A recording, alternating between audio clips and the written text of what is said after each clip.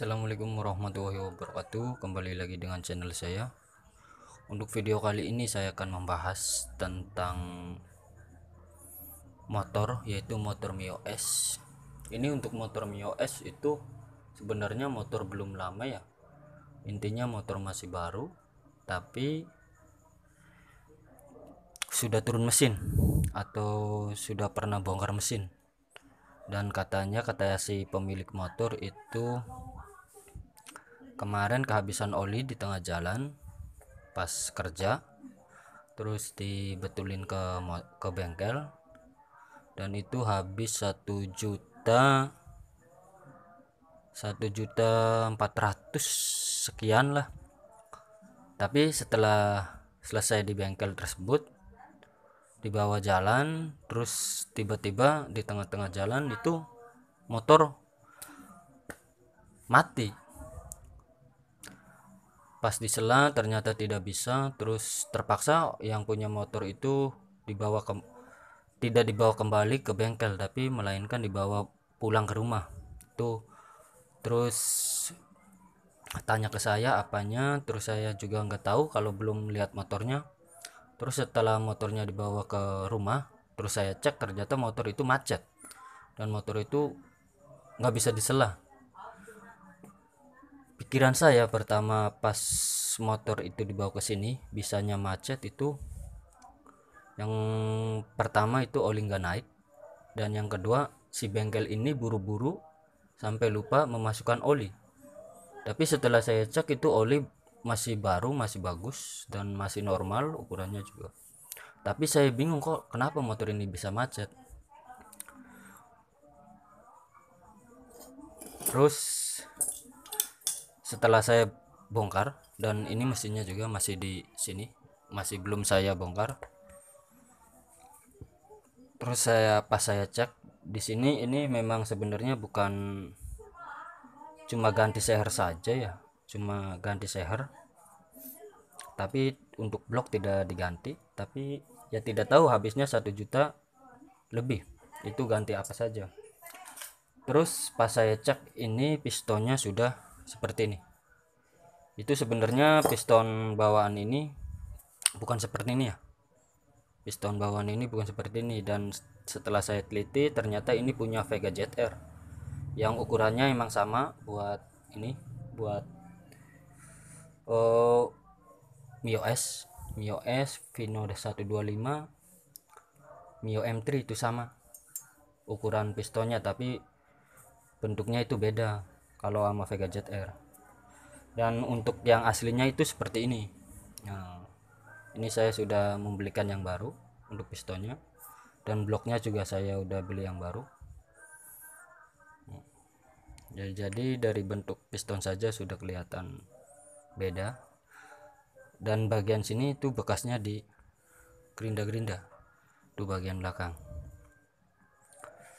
Terus setelah saya bongkar, saya cek semua, kok kenapa ini bisa macet. Dan yang saya kaget itu ternyata yang membuat motor macet itu entah itu kesalahan mekanik atau gimana ya. Jadi bagian pompa oli itu ada yang patah.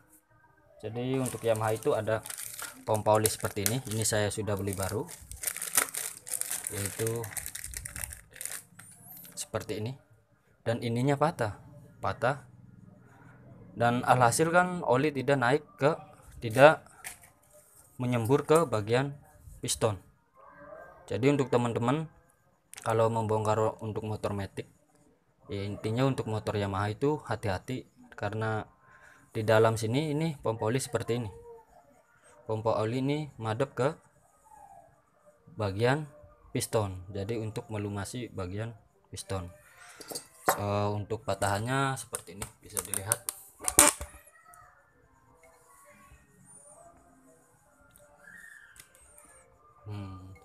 Dan ini adalah pompa oli yang saya tadi lihat kan, ini sudah patah seperti ini. Jadi mau tidak mau ini harus dibelah karena susah juga melepasnya, dan mau mengambil bagian yang patahnya yang di dalam.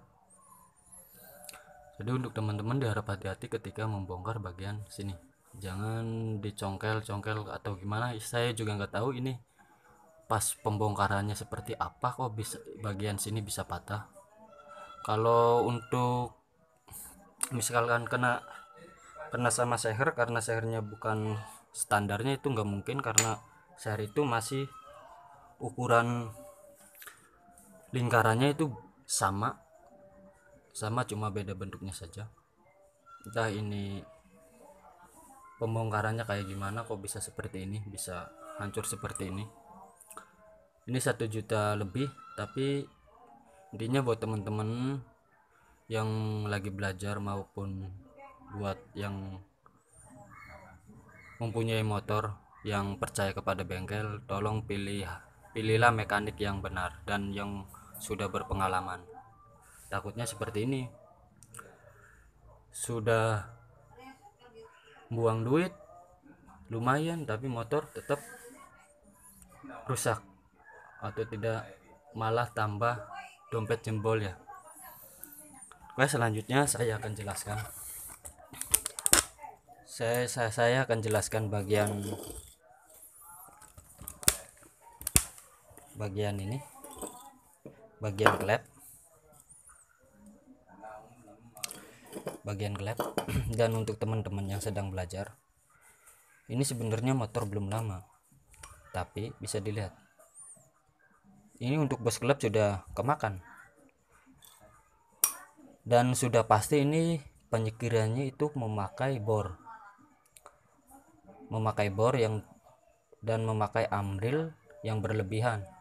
Alhasil kalau memakai ambril berlebihan itu nanti pas kita kasih bensin buat menghaluskannya, kalau bensinnya kebanyakan itu ambril akan ikut ke batang klep dan masuk ke bagian lubang bos klep. Dan untuk penyekiran pakai bor saya tidak melarang buat kalian, tapi kalau bagusnya pakai tangan, pakai manual, karena putaran mesin ketika selang bengkok atau ketekan sedikit itu bisa memakan bagian bos klep. Tapi kalau nyekirnya lurus, kalau ini di atas dan bornya lurus seperti ini, itu tidak akan terjadi seperti ini. Ini intinya cara pengerjaannya ini terlalu buru-buru apa memang sudah seperti itu pengerjaannya, itu yang penting cepat kelar, terima duit. Nggak tahu si motor mau awet apa enggak, kemungkinan seperti itu pemikirannya.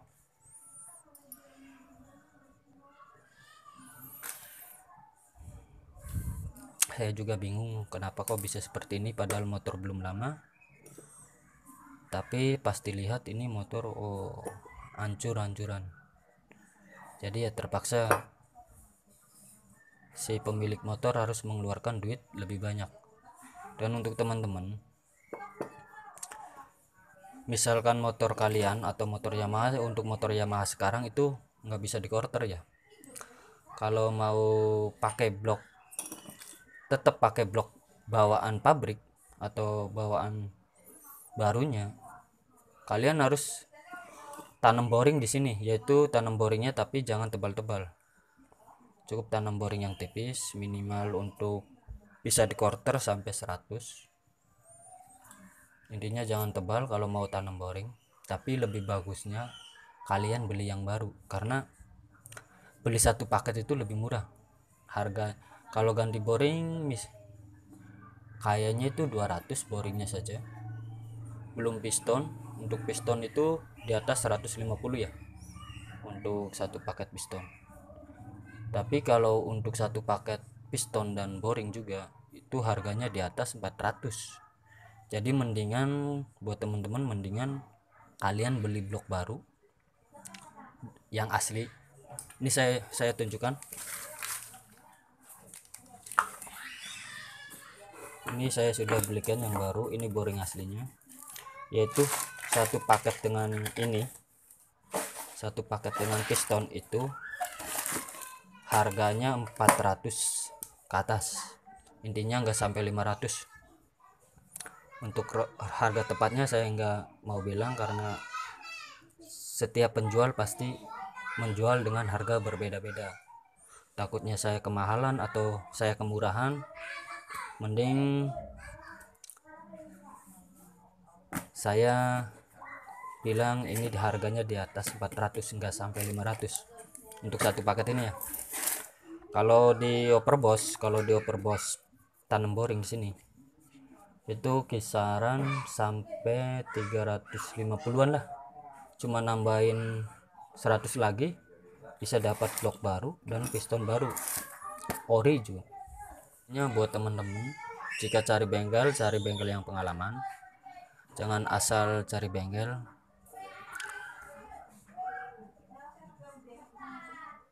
Karena kalau kalian asal pilih bengkel,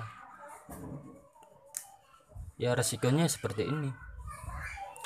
Apalagi kalau pastilah teman-teman itu bisa membedakan mekanik yang sudah berpengalaman atau sudah yang baru. Maksudnya kalian pasti bisa membedakan mekanik yang pengalaman dan mekanik yang baru. Cara kerjanya juga beda, pasti bisa dilihat dari situnya. Oke, jadi intinya motor ini menurut saya ini motor korban malpraktek ya. Kalau teman-teman mekanik bilang tuh ini adalah motor korban malpraktek. Yang penting bengkel dapat duit, itu nggak tahu motor konsumen mau lama apa enggak.